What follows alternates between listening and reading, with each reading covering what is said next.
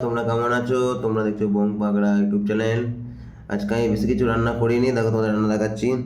ঢেঁড়স দিয়ে আলু দিয়ে একটু ঝোল মতো করেছি, মানে কষাই বলতে পারো, হালকা ঝোল।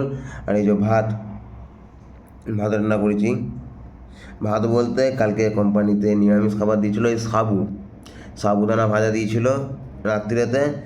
ওটার জন্য খেয়ে পোষায় না বলে রাত্রে বললাম ভাত করতে।